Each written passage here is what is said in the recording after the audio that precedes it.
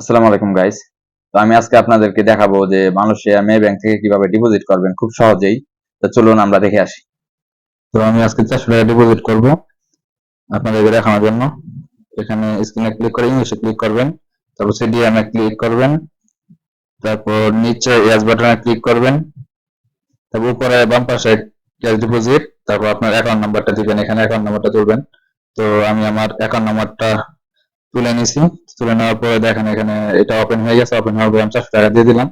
দিয়ে দেওয়ার পর আপনারা এখানে কনফার্ম করে দিবেন, নিচে ডান পাশে কনফার্ম করে দিবেন। ওরা একটু সময় নেবে, প্রসেসিং নেবে।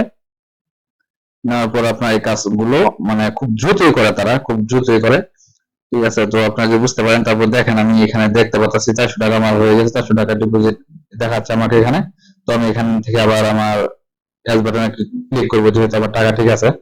তো অ্যাড বাটনে ক্লিক করার পর তার একটু সময় নেবে, সময় নিয়ে টাকাটা কাউন্ট করবে। কাউন্ট করার পর আপনাকে একটা স্লিপ দিবে, একটা রিসিপ্ট দিবে। তো রিসিপ্টটা নেবেন। তো দেখেন রিসিপ্টটা আমার ডিপোজিট করা হয়ে গেছে, আমার 400 টাকা ডিপোজিট করছি আমি। তো এইভাবে আপনার খুব সহজেই ডিপোজিট করতে পারবেন। তো এখন আমি টাকাটা চেক দিব আপনাদের সামনে, দেখেন। তো আমার অ্যাকাউন্টে আগে 72 টাকা ছিল, তো এখন 472 টাকা 50 পয়সা হয়ে গেছে। তো এই হচ্ছে প্রসেসিং, আপনারা খুব সহজেই ডিপোজিট করতে পারবেন এইভাবে।